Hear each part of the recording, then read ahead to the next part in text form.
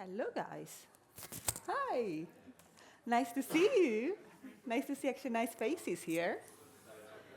And cool, basically, to see actually people that are 9:30 after the party of last night are up and running. That's great. I want to know everything then later. So it's a pleasure to have you here. Today, we're going to discuss about one topic that can be hard. That is failure. Yesterday, actually, in the keynote opening, there was Dario that was talking about this stuff, about failure.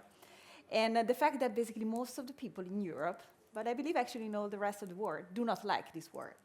Anybody actually, who likes failure? Who likes that? I believe actually not so much.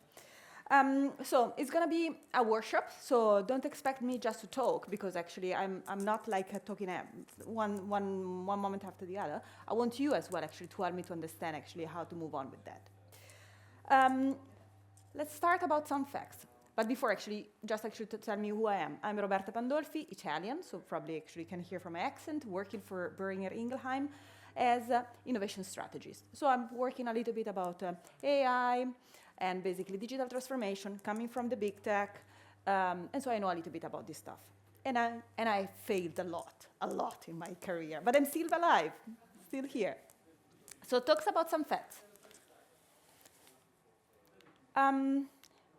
Are you aware about this stuff? You know what are these kind of things? What is actually the thing that all these kind of things have in common?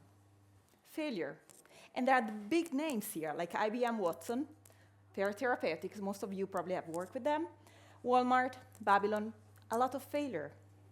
Some basically are not here anymore. And yesterday, for example, also one of our colleagues were talking about the big actually failure about the blockbusters. To prepare this presentation, obviously, I had to make some search here and there. And I found it out that in general, I mean, I'm not just referring to pharma, but in general, 90% of innovation fails. And I'm not surprised about that. Think about basically also startups and things like that are somehow related to innovation and so on. And think about that regarding this little tiny 10% that remains here up and running, just a few little basically of this kind of innovation go to market. Where the other things actually lies? Probably here and there, in some of the pilots that every day basically we lied, and then we are not able to scale. So basically these kind of things are not basically, do not basically take any kind of things. But why? Why basically are companies that are established organizations have so much fails? And why basically innovation fails in our companies? I believe I was actually reflecting about some of the things. And I really believe that actually one of the major reasons is basically probably related to the culture that basically this innovation has. And the fact basically our culture creates basically our obstacles basically for innovations. And according basically to my experience, and then actually I want you actually to help me also to understand if it's correct, and checking out here and there, discussing with some colleagues and so on, I found it out that there are mainly 6 main clusters why basically innovation may fail. But I mean, let me know if you agree or disagree about that. First of all, and actually just before actually launching, you see actually a person actually running. I love running, so basically that's why basically I've got these kind of things, and there are a lot of actually things that are in common. Why basically innovation fails? We have talked, and basically also like in these days, we are thinking about the fact that basically most of the people are not thinking long term. So basically we are just actually looking at what we are doing every single day in our little garden, and we start with that little pilot without talking to each other. We lose basically the 360 view, so basically we don't know actually what's going to come next. This can be absolutely actually important. Not only, in most of the cases, we are basically the alpha man or woman. We don't think, and we think that basically innovation can be done and can be executed by ourselves. It's not, guys. We need to have a team. We have to work with somebody else. We have to be able actually to work all together and to orchestrate different type actually of people that are actually in the organization. Yesterday actually I was on a panel about actually the cross-functional working. Is it exactly how it works? And for example, how the people actually can really work in that. And in addition, obviously, we have actually to create and discipline this kind of motivation for innovation. Fear. Innovation means getting out from the comfort zone. We are human beings, we are animals, and if we have to jump actually from a specific actually comfort zone, we're gonna actually get so much fear about it, because basically we're lose basically our balance, we're gonna lose basically where we are, we don't know. And we are so we are so basically afraid to change. And think about that as well, basically. Fear is as well also, and the fear of failure is also a stigma for most of the pharma. Yesterday, basically, a KOL was on a stage and he was saying, guys, I'm able to kill one person if something goes wrong. It's true. So we are working, obviously, we're not producing pasta, so basically we are producing drugs and we are saving lives. So probably actually we have to be very careful about that. I don't really like it, but actually it's there. So basically, innovation, basically, it's a product, it's a process. So probably we have to somehow regulate and have actually a lean structure. So basically a lean approach, basically to understand how innovation can be created, how basically we can go piloting and basically also launch. We were discussing about that also yesterday. If we don't have basically a disposal, basically way to launch pilots, nothing is gonna work. And this is actually one of my favorite one, after actually the stuff of fear, understanding basically our customer needs. We have to basically to understand basically what our customer is saying. And it's not just actually be very focused on this, but basically we have to understand basically where basically why basically people are moving in a specific direction, what they need exactly. This is not actually in opposition with the long term. We have to have a strategy, okay? The strategy is going to be there. How we actually can walk with our customer to move to that strategy. So how we can basically also get these quick wins. This is actually how, for example, we can listen our customers. And last but not least, budget. It can be a blocker or not. Obviously, if we do not have budget, it's going to be very hard to create new things, to like involve our current structure and so on. But probably there are a few ways in which, for example, we can actually be kind of creative on that. So these are, for me, basically the 6 main topics for which, for example, innovation actually can fail. This is basically my experience. And I would like, though, to understand with you if basically these kind of things resonate with you, and basically if you have any kind of things like that. I mean, do you have any experience of failure? Or are you too fearful, basically, to talk about that? It's going to come, anything that basically comes from your experience.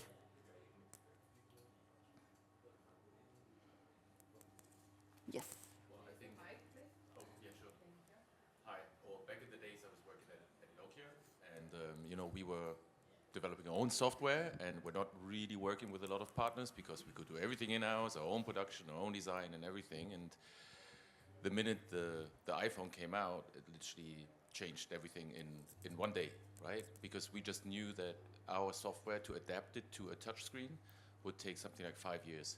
And you know the rest of the story, right? It literally, and then Microsoft tried, we can do it. We're Microsoft, we will do a software on top of your hardware.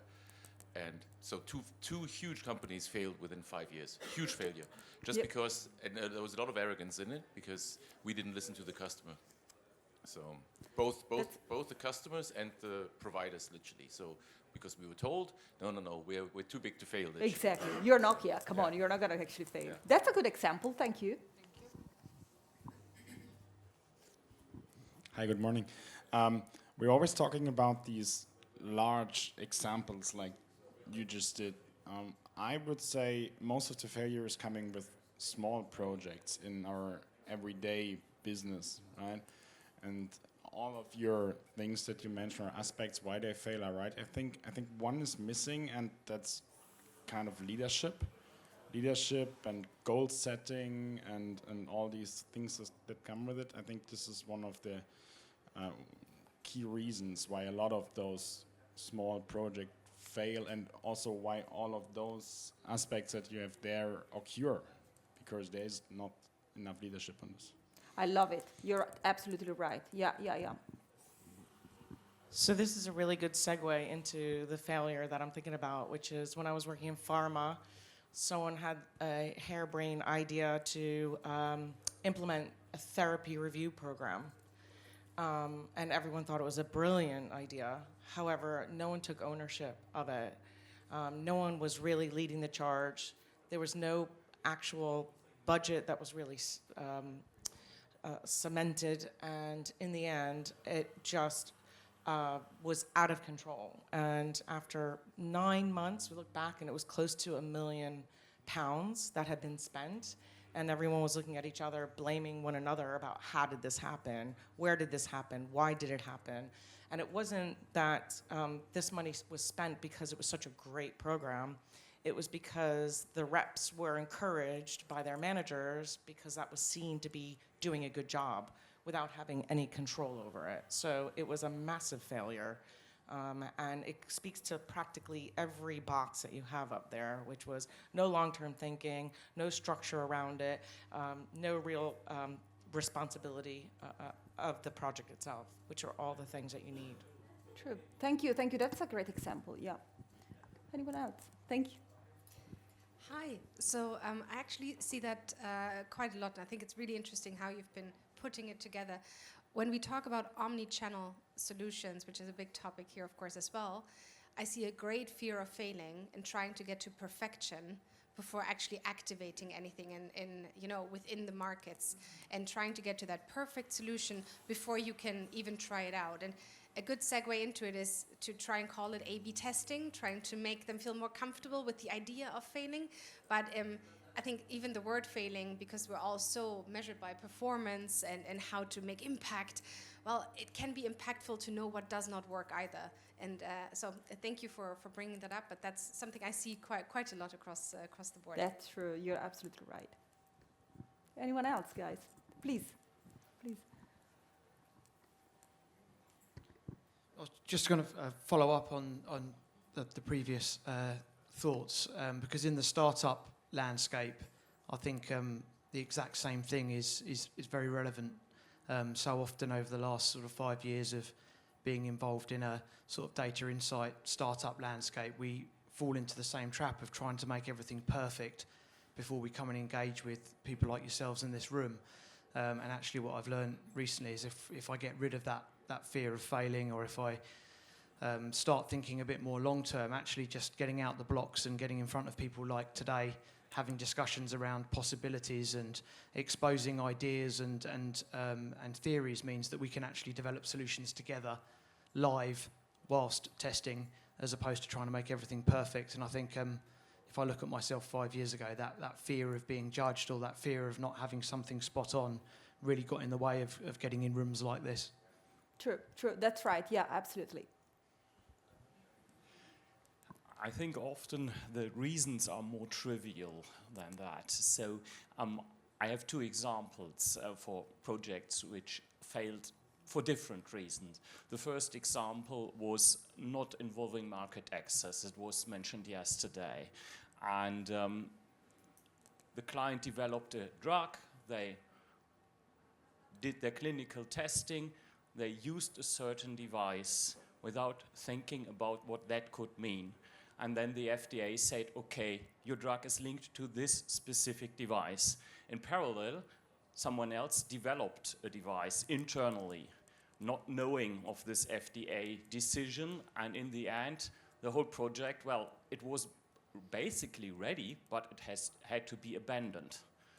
And the other example was a couple of years back, I did a project regarding prediction of disease development, so flare-ups in inflammatory diseases for a client.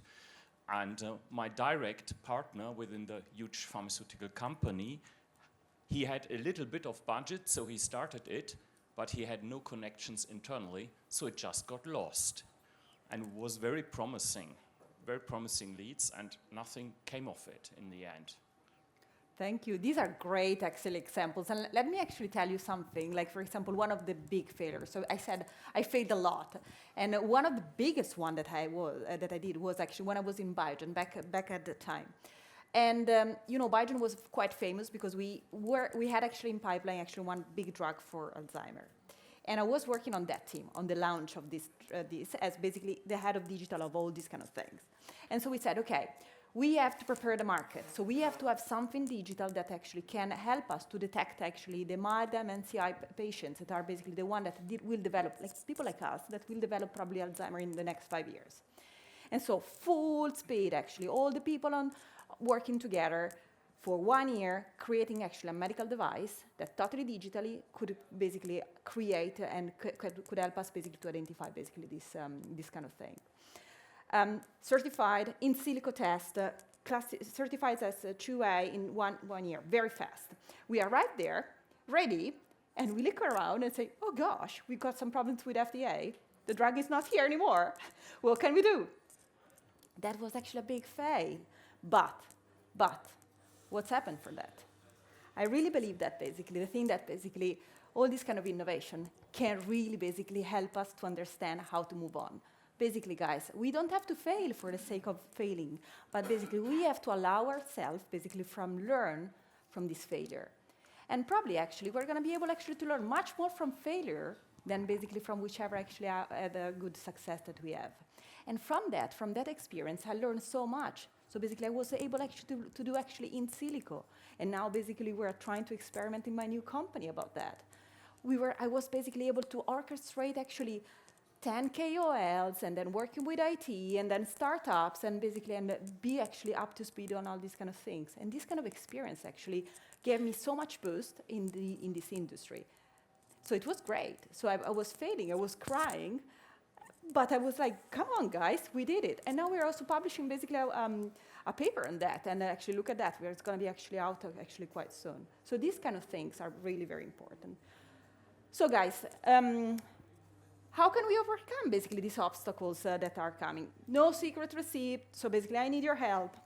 But from what I learned, for example, about long-term, obviously, we have to establish, obviously, a big picture of innovation culture. You were saying something like that. So basically, we have to have the management that actually, like in a sort actually of sandwich effect, actually is going to push innovation from the top, and then somebody actually, that are all of us, actually pull innovation from the bottom. We have to share their know-how about basically innovation, and actually we have to tackle the little tiny basically tactical wins, because we have to we have to have trust into the organization. How about team? We have to cultivate a really actually collaboration ethos. So I'm way to thinking that basically this is going to be there. And we have to recognize teams. Yesterday, basically, somebody was talking about basically having incentives for our teams actually to sell more. Same stuff, guys. We are so simple. If we actually see a banana at the end of the race, we're gonna run faster, right? And obviously, fear or failure. This is actually so hard. I mean, we're so good to say, oh gosh, I'm gonna learn. It's not easy. It's not so super fun and so on. We have to learn basically how to fail, and basically our boss should actually push actually this kind of culture. And we have to be able actually to fail forward. How about basically the innovation structure? Obviously, we have to create probably a framework that is adaptable, and it's very peculiar to the specific organization and able basically to be flexible and vary. So we cannot take actually simple agile, simple waterfall. Let's adapt, let's be practical on that, and let's see actually how the things can move. We have to understand basically our customers, really listen, talk to them, work with them. So basically don't actually just present something at the end. And then basically try to partner internally and externally, because basically we cannot just do ourselves by our own. And budget. Let's be creative. We don't have money. I'm going like crazy all over the organization, try to ask for money, and actually asking basically for people that can work with me. And guys, I'm doing these kind of things. I launched a pilot in 2 months, cost 0. And people at the beginning were like, you're crazy. I said, yes, I am. But actually, I'm actually giving you the results. So guys, no secret receipt, nothing magic. But I would like actually to thank you, and especially actually leave you actually with what actually my previous boss was saying. That was actually Bill Gates. It's fun to celebrate success, but it is much more important to heed the lesson of failure. Thank you so much. And I hope that is fun. Good. I don't know if you have any time for questions or examples of failure, guys. Yeah, I love it. So, in any case, I will be around. It was a great discussion. I hope that you enjoyed, and I'll see you around then. Thank you. Bye.